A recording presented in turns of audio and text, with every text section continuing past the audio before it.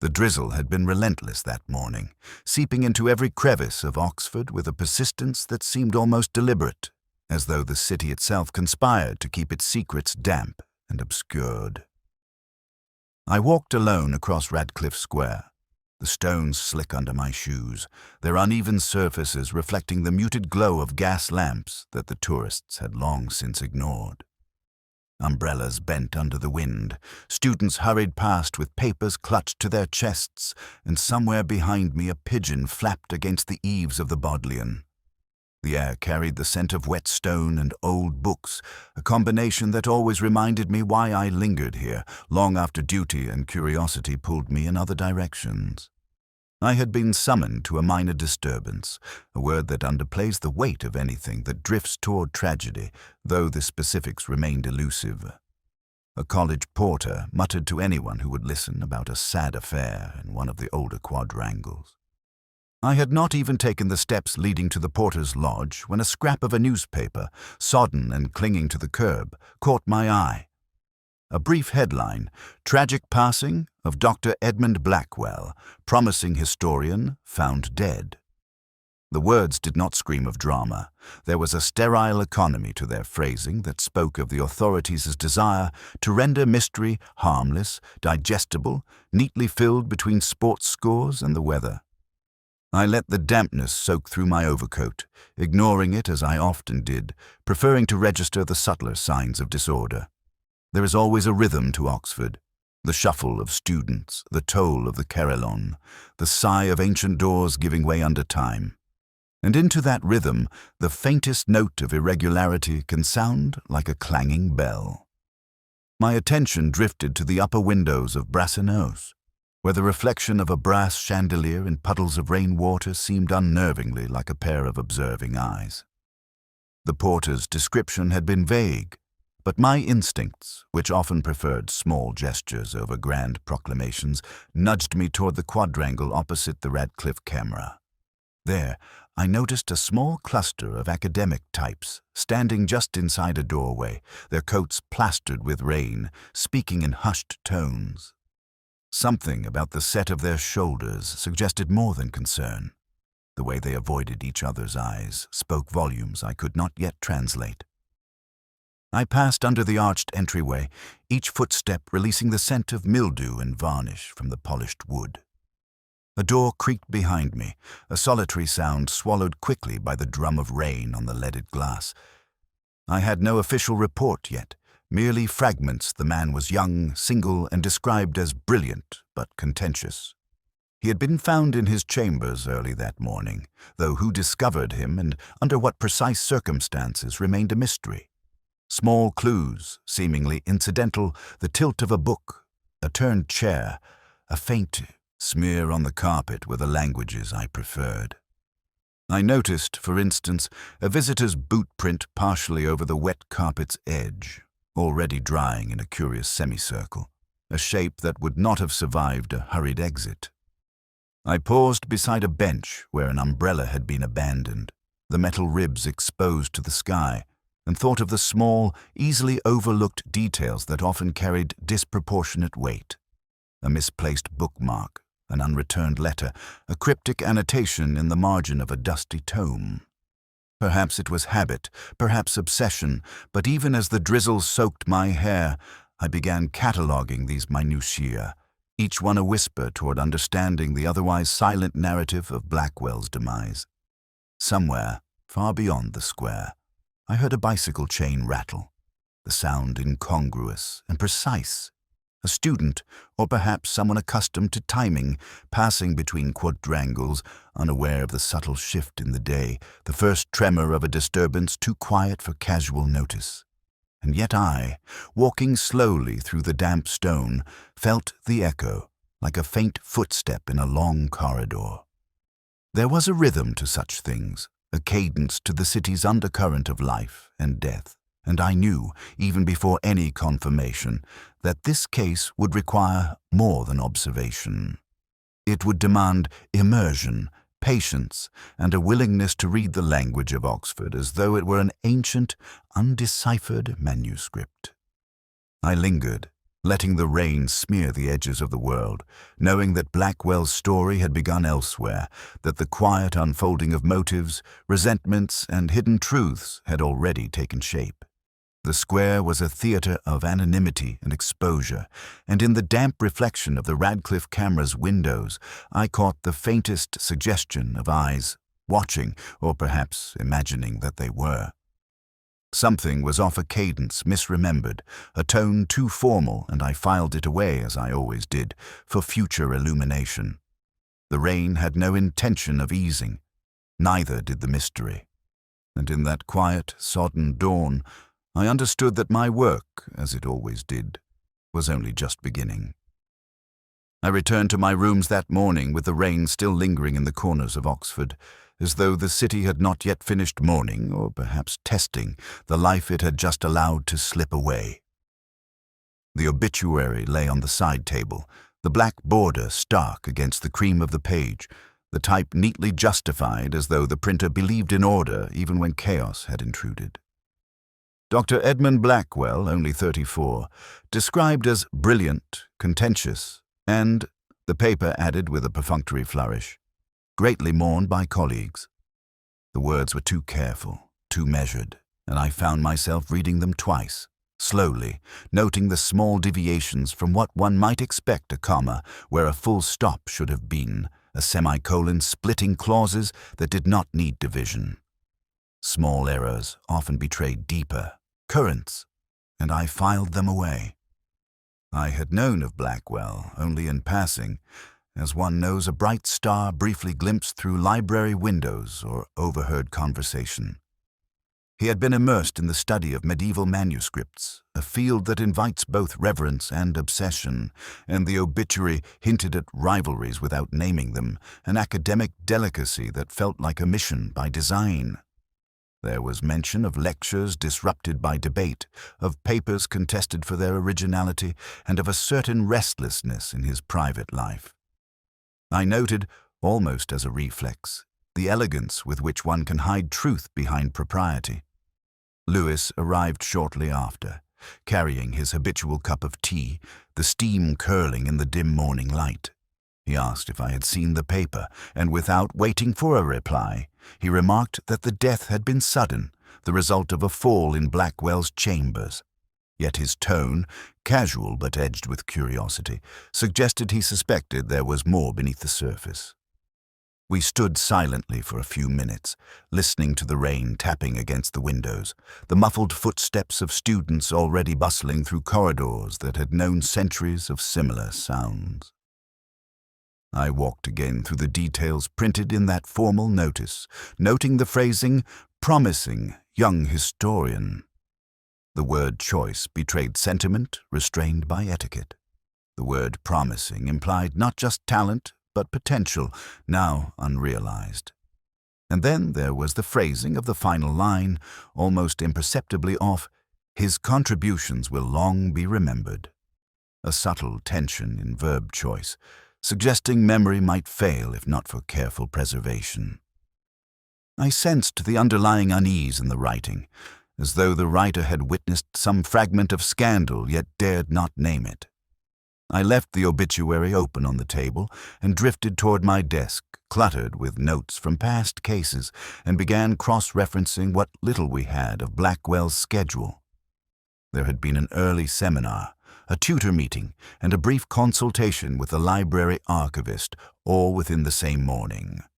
A detail, small but arresting, flickered into focus, an appointment noted in the college ledger, scribbled in a hand not immediately identifiable, marked at an hour when he should have been alone. It was the sort of thing that doesn't demand attention, yet demands it all the same. In that quiet room, the city outside muffled by rain and fog, I thought of the letters Blackwell had sent in recent weeks, now in the hands of college administrators. The language was courteous, almost archly polite, but I recalled one phrase in particular, a mention of a codex misplaced, a treasure not of monetary, but scholarly value. The phrasing seemed casual, yet the careful repetition of a single word hinted at anxiety, perhaps even fear. The ambiguity of tone is a language I've long tried to learn, and in these scraps of written words I began to sense a rhythm to the man's final days, a cadence that might lead to understanding.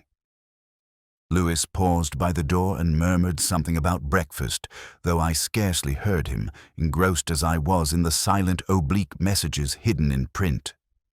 Outside, the rain had softened to a mist, the world turning silver, indistinct. I noted the placement of chairs in the hallways, the slight tilt of portraits, the absence of a familiar librarian whose presence is usually a comforting constant.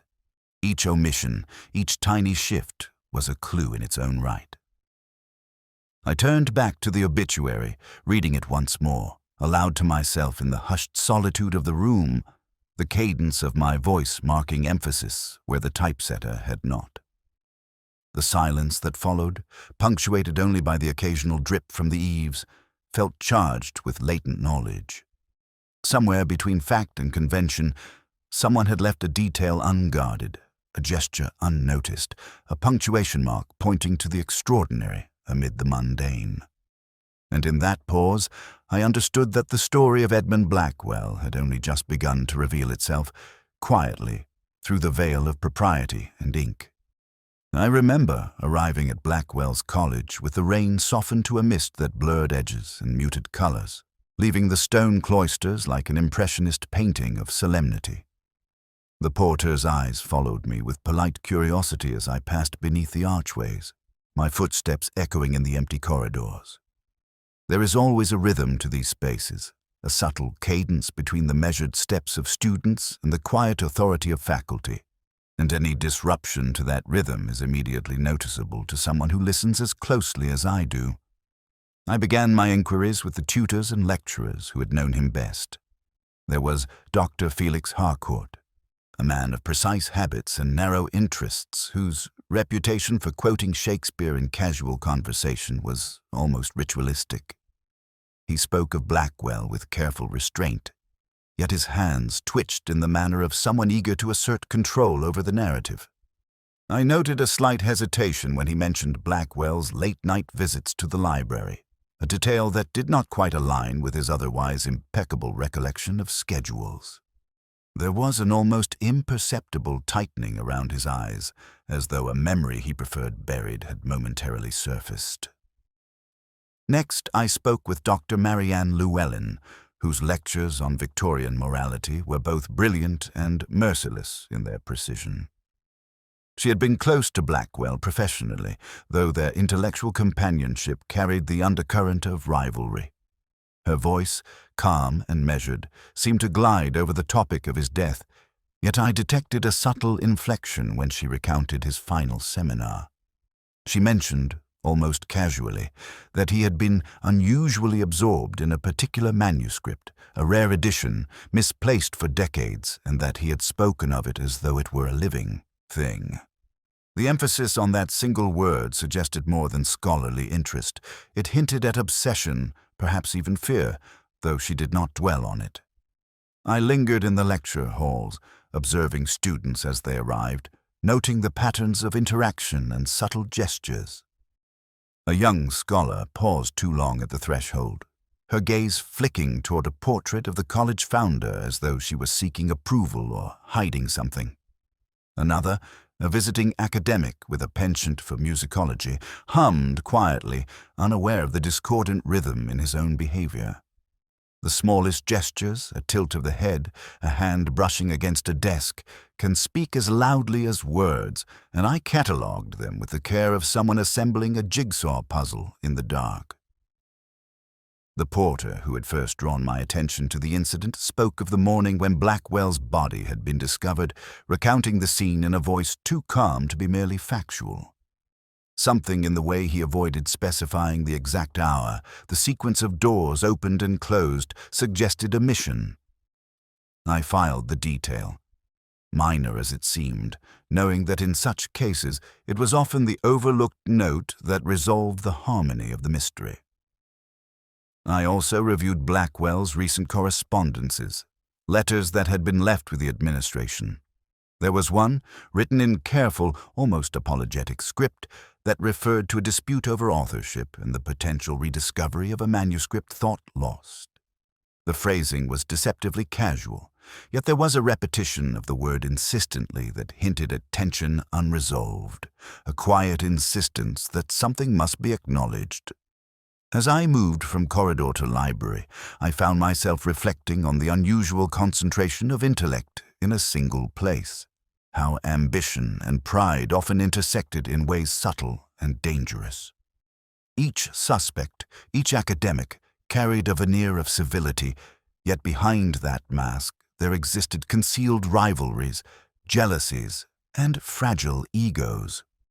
In Dr. Harcourt's meticulous speech, in Dr. Llewellyn's careful omission, in the quiet fumbling of the young scholars, I began to see a latticework of motives, obscure but plausible, that might converge on Blackwell's untimely death. I paused in a quadrangle, noting the misaligned benches, the slight scuff on the stone floor where someone had dragged a bag too carelessly, the forgotten umbrella still clinging to a railing. Every detail, no matter how trivial it seemed, became part of the larger pattern. Even the weather, the pervasive mist, lent a muted lens through which intentions and gestures could be read more clearly. By the end of the day, I had met each of the primary suspects, observed their behavior, and recorded in my mind the minutiae that would eventually distinguish truth from pretense. The human veneer of calm and intellect was brittle, I realized, prone to fissures when tested by subtle questions or the mere presence of observation. Oxford. As always, the past lingered alongside the present, and in the faces of those who had known Blackwell, I glimpsed traces of secrets, whispers of resentment, and the quiet insistence of ambition that might have driven someone beyond the bounds of reason.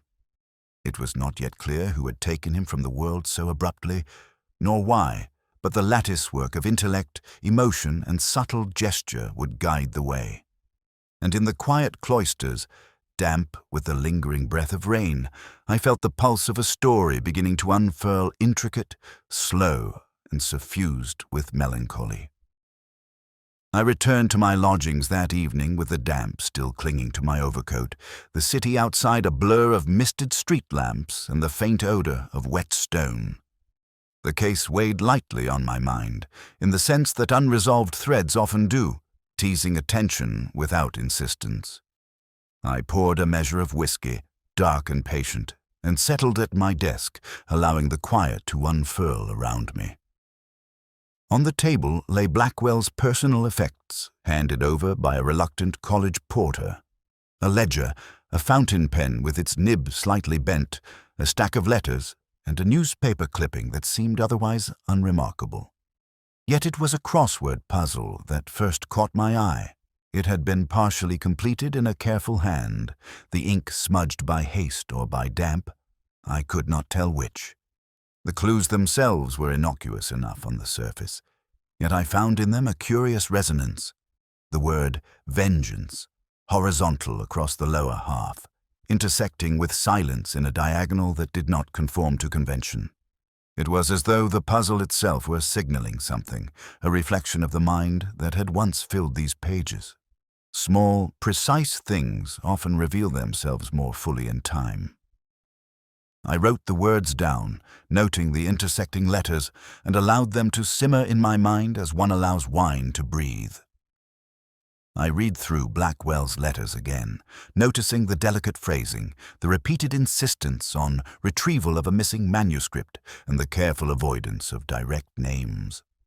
One correspondent, a visiting scholar from Cambridge, had written in ink so faint that I could barely discern it in the lamplight. A casual observer might have dismissed it as illegible or mundane. Yet I found the subtle tilt of the letters, the pause in the lines, suggested urgency not merely professional, but personal. And in the margins, almost invisible, were numbers 7, 3, 12.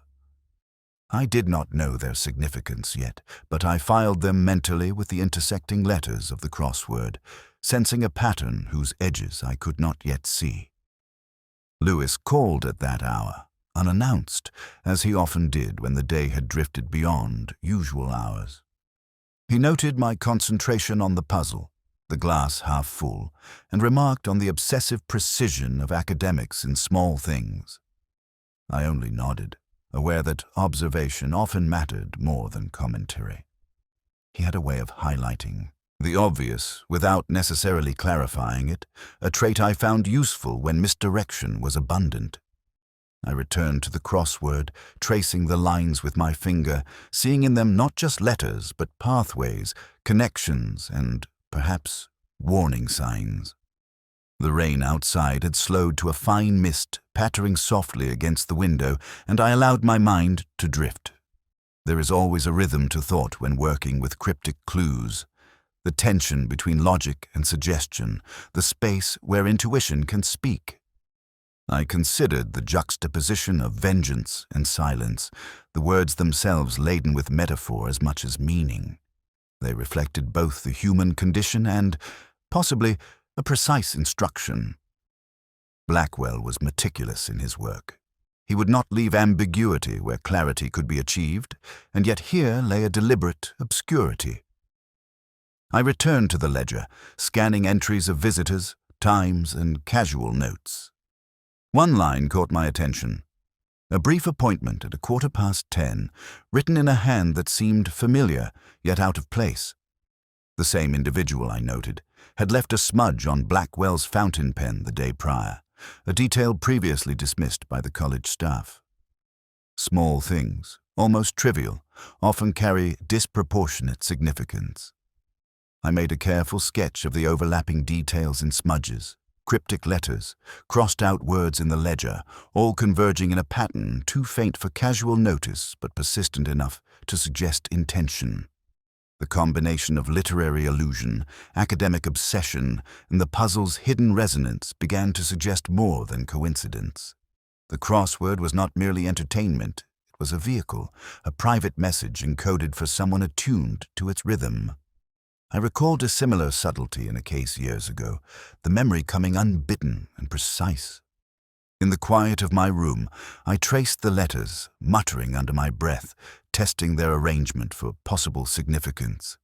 By midnight, the pattern had not fully revealed itself, yet I sensed the edges of understanding forming. The human mind, I reflected, delights in hiding its secrets in plain sight, and the cleverest gestures are often those invisible to all but the most patient observer. Somewhere among the intersections of letters, numbers, and fading ink, Blackwell had left a whisper, an invitation, a clue pointing toward the heart of motives concealed beneath the veneer of academic civility. And in that dim lamplight, the faintest echo of his presence lingered, urging careful attention, patience, and a quiet perseverance in the face of deliberate ambiguity. The lecture hall smelled of dust and old varnish, a subtle perfume that only Oxford could cultivate, the sort that wraps itself around memory until one cannot disentangle past from present. I arrived before the students, as I always preferred, allowing the quiet to settle, listening to the echoes of footsteps that were not yet mine. The rows of wooden benches, polished unevenly by centuries of use, seemed to anticipate the gathering, their silent alignment a prelude to the performance of intellect. Blackwell's absence was palpable. In the empty seat where he might have rested his coat, a faint indentation remained, as though the wood itself had remembered him. I traced the line of the bench with my fingers, noting a small scratch near the edge, likely made by a nervous hand or an overzealous pen, insignificant to anyone else. But to me it was a hint of human presence, of nervous habits, a whisper of the occupant's character. I remembered the crossword, its intersecting words, vengeance and silence, and could not help but see them mirrored here in the hesitant gestures and careful avoidance I had observed the day before. The students filed in, murmuring softly, their coats shedding raindrops across the stone floor. I watched them, noting the rhythm of arrival, the sequence of glances, the subtle hierarchy implied by seating and posture. A young woman lingered at the back, eyes fixed on a distant corner of the hall, her fingers tapping in a restless cadence. A visiting scholar carried himself with precise dignity, yet his gaze flicked repeatedly toward the front, betraying unease, the kind that comes from knowing more than one ought or fearing one has been noticed.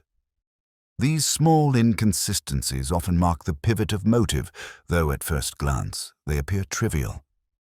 When the lecturer appeared, Dr. Llewellyn, the air shifted imperceptibly. Her presence demanded attention without force, a quiet authority shaped by years of teaching and the refinement of intellect.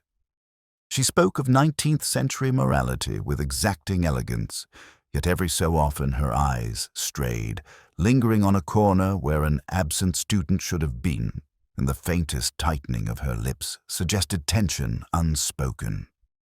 I noted the gesture, the slight hesitation in her cadence, and filed it alongside Harcourt's twitching hands, the misaligned ledger entries, the smudged ink, a lattice of signals, fragile but telling. The lecture progressed, yet my attention wandered to a detail overlooked by all others, a single sheet of parchment half hidden beneath the lectern, edges curling, faintly inked in a hand I recognized from Blackwell's letters. It was a diagram, schematic yet cryptic, referencing a codex long thought lost. The placement suggested deliberate concealment rather than negligence. Someone had intended it to be found, but only by a keen observer. I traced the lines with my eyes, noting the orientation, the misaligned marginalia. A small flourish at the corner dot, almost invisible, shifted meaning entirely. It suggested a meeting, a rendezvous, perhaps the very moment when the fatal act had been set in motion. Students murmured and shifted, unaware of the web being silently revealed around them. I watched as one young man absent-mindedly tapped a pencil against the desk, the rhythm discordant with the hall's natural resonance. Another flipped a page, the motion too deliberate to be casual, an attempt to obscure or signal, I could not yet tell which. I catalogued each movement, each hesitation, knowing that the human mind betrays itself in repetition and rhythm. The rain outside tapped against the tall windows in a steady percussion, blending with the whisper of pages and the occasional cough. Shadows elongated as afternoon waned, folding over the benches, the arches, the silent witnesses to the hall's subtle drama. I considered the interplay of human pride, ambition, and the need for concealment, how one gesture could carry volumes, how silence, like water, could fill a space with meaning. By the end of the lecture, I'd assembled a tentative mental map of who had been where, who watched whom, and which gestures suggested something beyond polite observance. There were inconsistencies, but only small ones, enough to prick at curiosity, enough to suggest that some had acted out of fear, others from calculation, and perhaps one from despair or vengeance. I left the hall slowly, retracing my steps along the damp cloisters, letting the echo of words, gestures, and shadows settle into memory. Something had been revealed, and yet so much remained obscured, like ink dissolving in rainwater. Oxford had shown me only the edges of its secret, and I felt the faint thrill of anticipation that comes when the first pieces of an intricate puzzle begin to click, even as the center remains hidden. I found myself at the small wine bar on St. Giles, the wood polished by decades of elbows and glasses, the air tinged with oak and the faint tang of damp coats. Rain had returned, a persistent drizzle that seemed intent on dissolving the city's edges into indistinct grays. I ordered a glass of Burgundy, letting the deep red slide slowly down my throat, its warmth seeping into the quiet ache that accompanies too much observation and too little resolution. Strange called while I sat there, his voice low and precise, a report on interviews and alibis. I listened, occasionally murmuring my own reflections, letting the cadence of words form a lattice that might yet support insight. Alibis had their usual polish of certainty. Dr. Harcourt claimed to have been cataloguing manuscripts at the library until late. His footsteps, he assured, were witnessed by a janitor whose memory seemed convenient but slightly off. Dr. Llewellyn had attended an opera performance at the Sheldonian the night before, the program carefully noted in her correspondence. A student, too young to have reason to fabricate, confirmed the performance, yet I noted a hesitation in the phrasing, a brief lapse in recollection that suggested either deception or a memory clouded by nerves. Small inconsistencies like cracks in marble often hint at weighty truths beneath. I watched the other patrons, an indifferent audience to my private reflections. A couple murmured over a shared menu, oblivious to the world beyond the glass, their presence reminding me that human preoccupations vary from the grand to the trivial. Yet the intersections of time, place, and movement formed patterns invisible to most, patterns that I could trace with enough patience toward motive and opportunity. I sipped my wine and let these possibilities stir quietly in my mind. The opera itself, I reflected, was a diversion. Not irrelevant, certainly, but a misdirection, a conventional alibi draped in culture. One does not attend a performance of Verdi simply to deceive, yet the alignment of events, the program, the tickets, and the conversation afterward could shield something far more subtle. In these cultivated spaces, civility can mask agitation, and refinement can conceal intent. I recalled the crossword, vengeance and silence intersecting in ways that mirrored human interaction, overt gestures concealing private knowledge.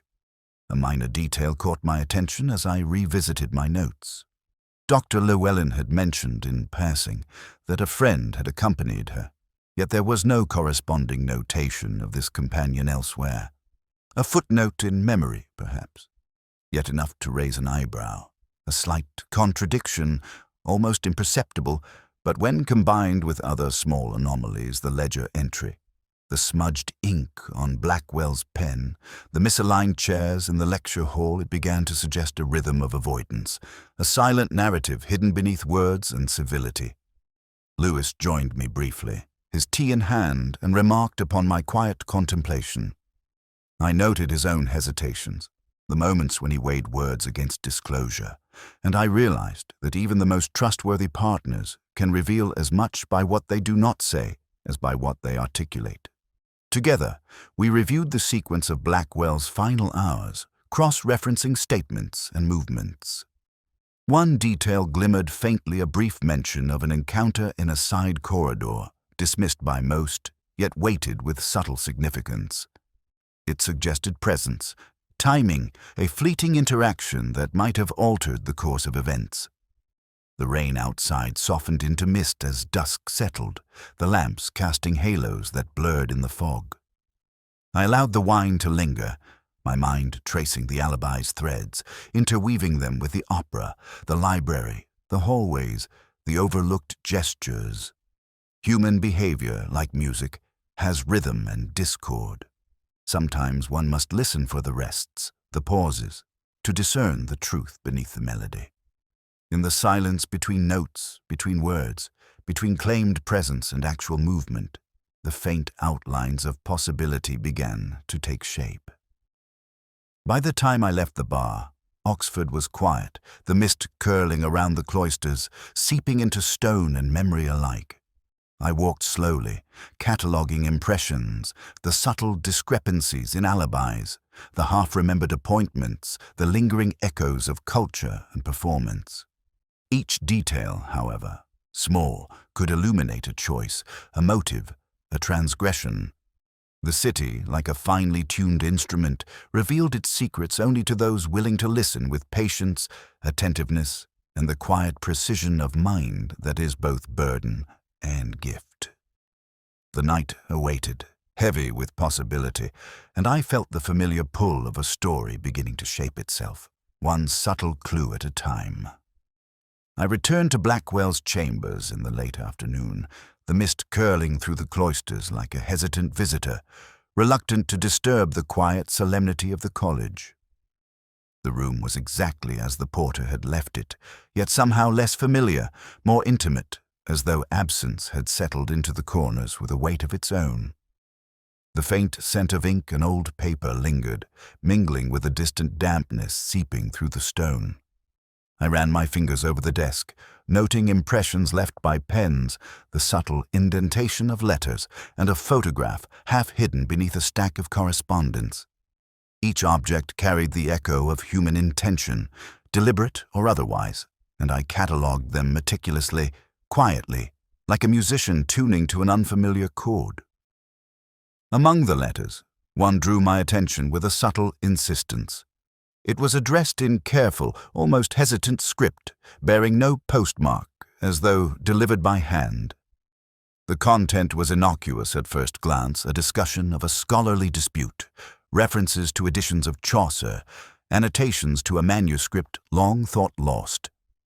Yet there were undercurrents, hidden between lines, that spoke of tension and rivalry. One phrase in particular repeated insistently, a plea for acknowledgement of a discovery, a recognition denied, a quiet accusation. It was the kind of phrasing designed to convey urgency without direct confrontation, a literary nudge rather than an open challenge. I noticed, too, a small marginal note in Blackwell's hand, a single word underlined twice codex. It pointed me back to the cryptic puzzle, to the intersecting words that had lingered in my memory like fragments of music. Was this coincidence, or had Blackwell encoded his concerns in layers that only a patient observer might discern? The faintest smudge on the paper suggested hurried attention, the residue of a hand pressed too firmly or damp from rain, or perhaps the nervous energy of anticipation. Details such as these often outlive the intentions that created them, waiting quietly for discovery. A second letter, partially torn and tucked behind a ledger, revealed a different aspect of Blackwell's life. It referenced a past tutor, a figure once close, now distant, with whom he had shared a complex history of mentorship, rivalry, and unspoken resentment. The phrasing implied grievance, yet carefully avoided naming blame. I considered the alignment of this with prior observations, the misquoted poetry, the hesitant gestures, the fleeting glances of those who had known him. Each piece contributed to a lattice of human complexity, as delicate and intricate as the illuminated manuscripts he had studied. I spent some time cross-referencing names mentioned in the letters with visitors' logs. One entry stood out an unassuming annotation indicating a meeting with a person whose presence had been otherwise overlooked. The timing coincided with a detail I had previously dismissed, a footfall, a misaligned chair, a faint fragrance lingering in the corridor. The alignment was almost imperceptible, yet in retrospect suggested intention, a trace left deliberately for those observant enough to detect it. Such moments, fleeting and subtle, often mark the turning point between curiosity and revelation. Among the legacy of Blackwell's work was a small photograph, faded and slightly curled at the edges, depicting him with that tutor, the smiles awkward, the posture formal, yet the eyes betraying familiarity and a subtle challenge. I studied it closely, noticing the position of hands, the tilt of heads, the spacing that might indicate hierarchy or unspoken conflict. A detail that might escape all but the most attentive observer. A book lying at an angle, half obscured, its title visible only in fragments. Human intention leaves fingerprints not only in ink and paper, but in arrangement and alignment, a language silent but precise.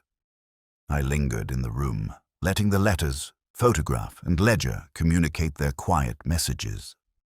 Oxford's stone walls absorbed sound and memory, allowing thought to unfurl with a clarity rarely found elsewhere. I recalled the crossword, the subtle intersection of vengeance and silence, and the careful threading of alibis, gestures, and observations. Blackwell had left a network of hints and warnings, legacies embedded in ink, paper, and posture. Each whisper of intention carried a resonance I could almost hear, if only I attuned my attention to the cadence of the overlooked. By the time I left, the mist had thickened, blurring the edges of cloisters and corridors, turning familiar stone into shadowed ambiguity. I had gathered letters, insights, and impressions, yet the full shape of motive remained elusive, a shadow glimpsed but not yet seized. In the quiet aftermath, I understood that the human lattice, woven through rivalry, pride, and unspoken grievance, was as intricate as the manuscripts Blackwell had treasured. And like those manuscripts, the truth was encoded, requiring patience, observation, and an appreciation of subtlety before it could be fully read. The evening had grown damp and indistinct, the fog curling around the Radcliffe like smoke from an unseen fire, and I walked slowly through the cloisters, my thoughts circling around the threads I'd already begun to trace. The city was quiet, yet full of muted sound, the drip of rain from the eaves, the distant echo of footsteps on stone, the occasional murmur of a late student returning from some seminar or library. In such moments, Oxford feels as though it holds its breath, suspending time just enough for observation to capture subtleties overlooked in the ordinary day. I returned once more to Blackwell's papers, examining notes and letters with renewed scrutiny. My eyes fell upon a quotation, scrawled hastily at the margin of a draft lecture.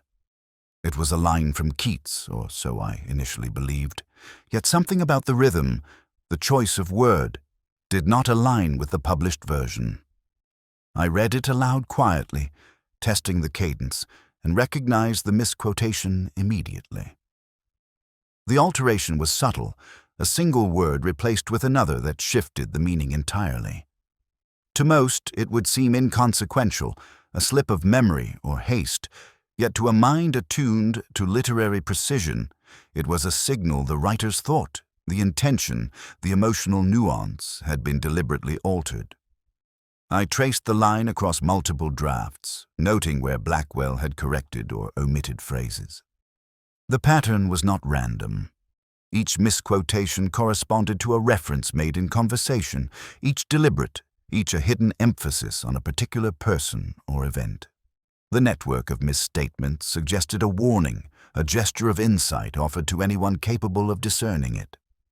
I considered Harcourt and Llewellyn, the students, the visiting scholar, and their gestures, their hesitations, the faint shifts in posture that accompany concealed knowledge. The verse, altered as it was, became a key, unlocking the resonance between intention and circumstance.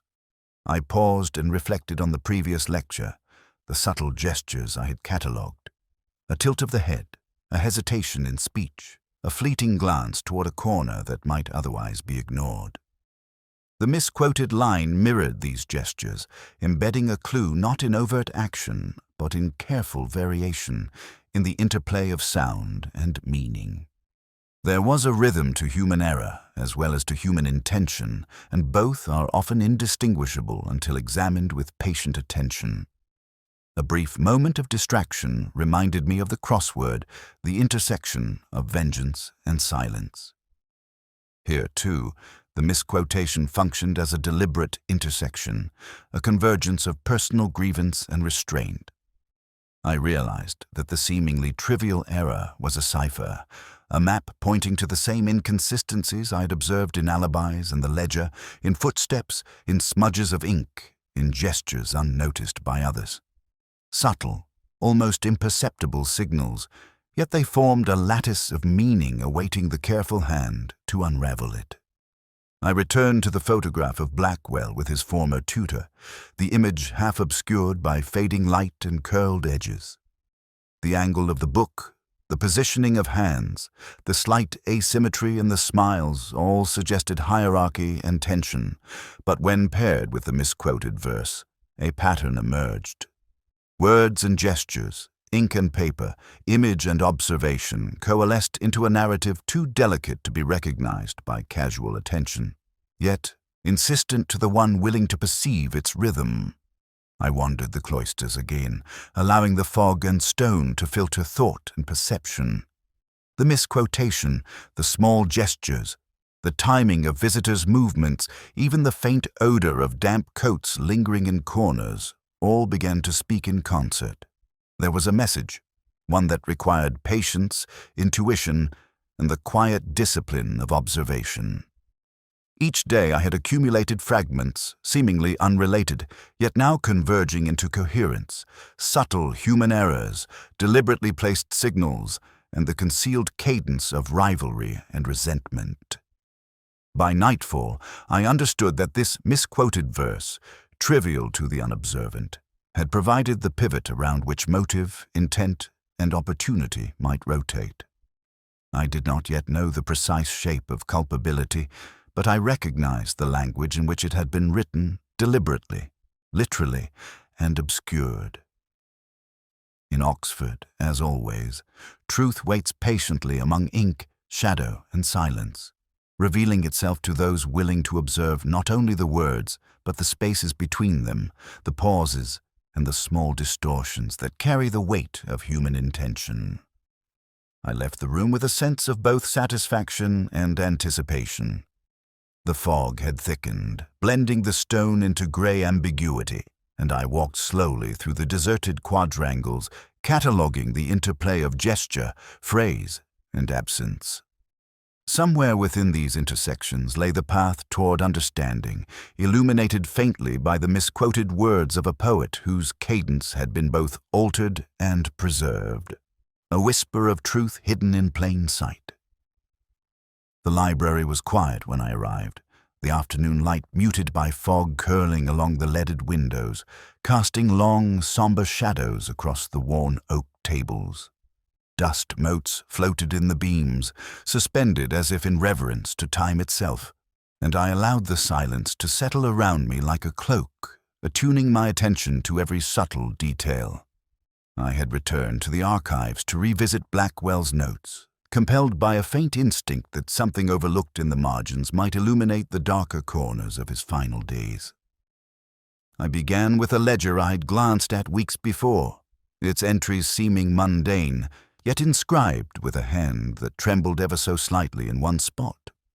It was the record of a visitor, a name unremarkable at first, yet repeated across several dates, each accompanied by faint annotations that had seemed insignificant. An asterisk here, a dash there. Now, with time to consider pattern, the arrangement suggested meetings deliberately concealed within ordinary notation. The ledger, like a palimpsest, contained traces of actions that had been overwritten by propriety, leaving only a whisper of their existence.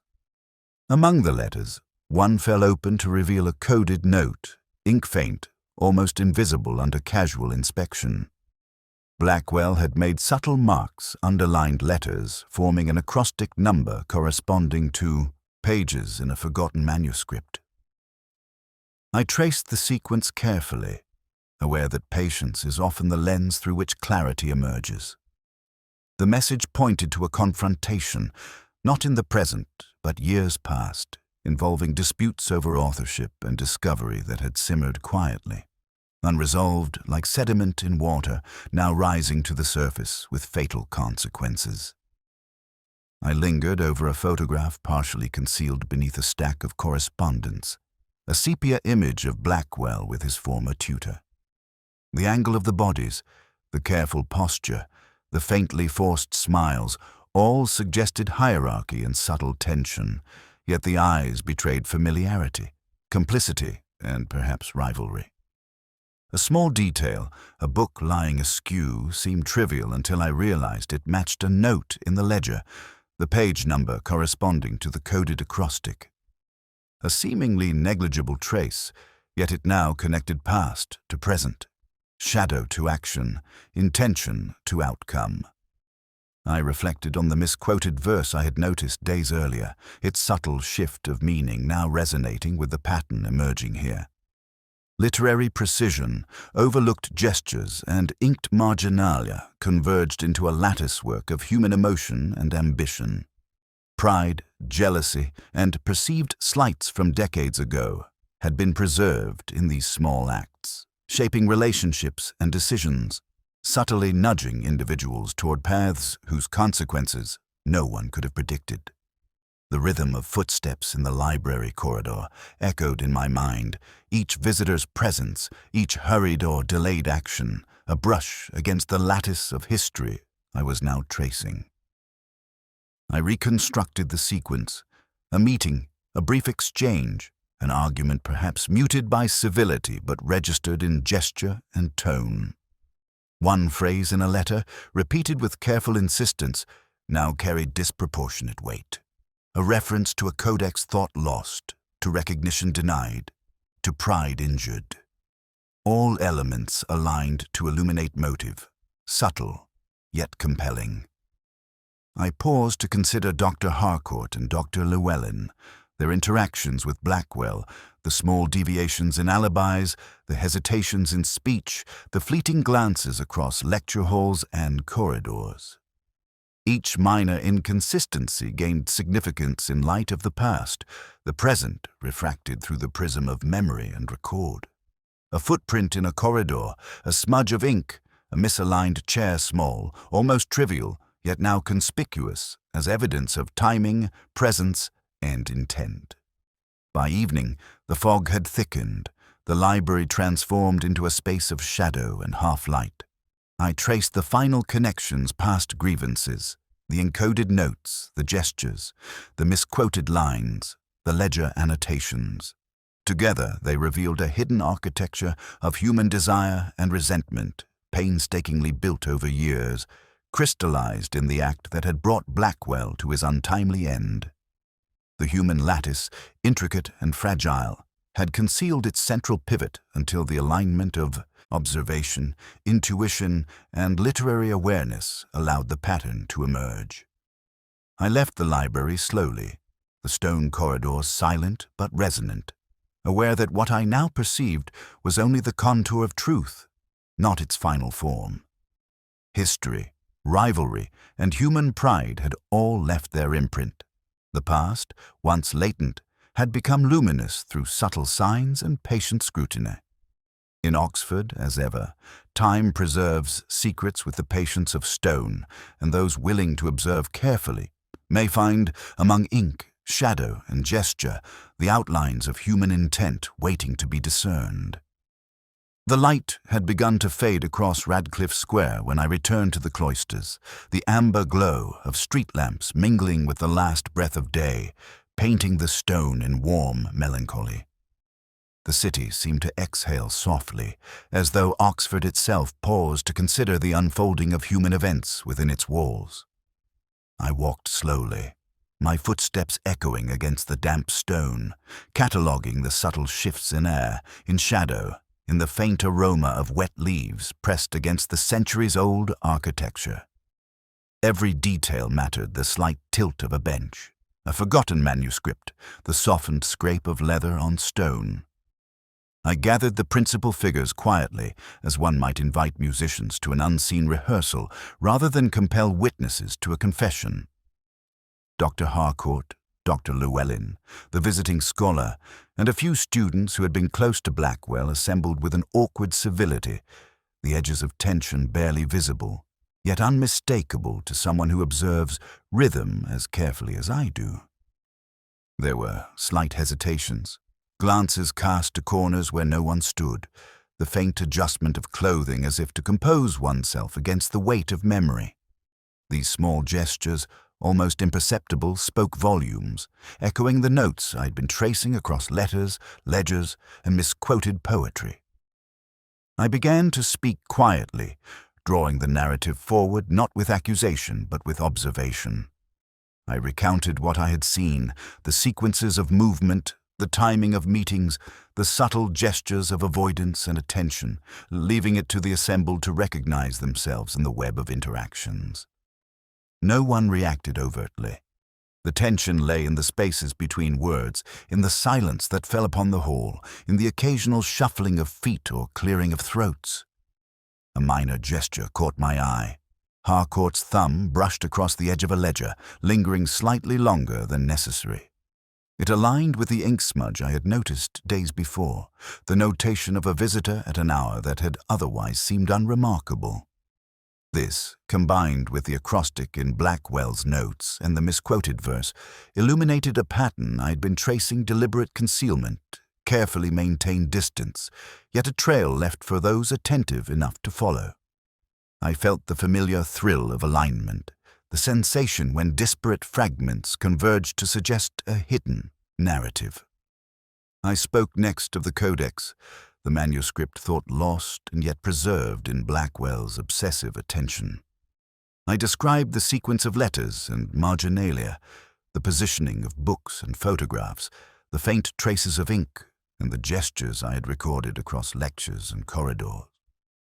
The assembled listened, some stiffly, some with subtle recognition in their eyes. Here, the lattice work of past rivalries, subtle resentments and scholarly ambition began to resolve into a discernible shape, though its precise edges remained elusive. The mist thickened outside, curling into the cloisters, diffusing the lamplight, softening the outlines of those present. I allowed silence to settle between sentences, trusting the weight of observation to convey what words could not. In the quiet, I noted each gesture: a foot shifted, a hand pressed against a railing, a glance cast downward. Each acted as punctuation in a sentence composed not of letters, but of human intention and restraint. One such gesture, the nearly imperceptible tapping of a pencil against a desk, signaled the culmination of a thought, the acknowledgement of a past slight, the subtle indication of presence at a critical moment. By degrees, the story emerged not in full, not with melodrama, but in the quiet resonance of pattern and consequence. The past had been unveiled incrementally, revealed through careful scrutiny of letters, ledgers, misquotes, and gestures. Pride, envy, and the ache of unfulfilled ambition had coalesced into action, producing a chain whose terminus was the tragedy we had been tracing with such measured attention. As I concluded, the shadows lengthened and the fog thickened, leaving the faces of those assembled softened, almost ethereal, yet marked by the faintest acknowledgement of truth. I left them to reflect, walking slowly through the damp quadrangles, listening to the whisper of rain along the stone, noting the smell of paper and damp wood, the muted echo of footsteps in corridors that had witnessed centuries of human complexity. The night was still, but the weight of understanding lingered, like a chord sustained beyond the decay of sound. In the quiet of Oxford, amidst cloisters and fog, I realized once again that resolution is often partial, that the human lattice leaves traces rather than absolutes, that history and intention intertwine subtly, leaving us with the echo of events and the faint, enduring ache of what is known yet never fully grasped. The rain had returned with a soft insistence, threading through the arches of the cloisters like a muted conversation, barely audible but persistent enough to draw attention. I walked slowly, hands in pockets, letting the mist curl around my coat and cling to the brim of my hat. There was no urgency, no call to action, only the rhythm of droplets on stone, the faint echo of distant footsteps, and the sense that Oxford itself had settled into a reflective hush. I paused at the edge of the mire, square, observing the Radcliffe camera through the veil of fog. Its windows glowed faintly, amber and introspective, as though the building were absorbing the city's quiet tension and translating it into light. The scene reminded me of the meticulousness required in my work, the patience to let the fog settle, to let observation accumulate, to allow meaning to emerge slowly from subtle signs. Blackwell's story, now largely untangled, still left threads suspended in the damp air, minor inconsistencies that hinted at human complexity rather than tidy closure. I recalled the ledger, the misquoted verse, the coded letters, the overlooked gestures in the lecture hall, and the photograph with its faintly skewed angles. Each element had contributed to a lattice of intent and consequence, but it was in the quiet interstices that the truth had truly taken shape. Small actions, hesitation, a misaligned book, A smudge of ink has proved more telling than grand gestures or overt accusations. The human mind communicates in nuance, and Oxford, with all its stone and shadow, provided the perfect stage for those whispers to be heard, if one listens carefully. The smell of damp paper and stone clung to the air, mingling with the faint trace of a library's old polish. I walked along a narrow corridor, the sound of my footsteps softened by centuries of history. Somewhere, a door creaked, almost imperceptibly, the subtle shift reminding me of a phrase in Blackwell's letters, an insistence buried in carefully measured words. Each sound, each smell, each shadow in the misty cloisters acted as punctuation in a sentence that was only now revealing its deeper rhythm. I considered the people involved Harcourt, precise yet twitching with concealed anxiety, Llewellyn, measured yet aware of secrets too delicate for ordinary speech, the students, their gestures betraying curiosity and subtle caution, even Lewis, patient and observant, revealing as much in silence as in words. Each person was a thread in the narrative, each gesture a footnote to human intention.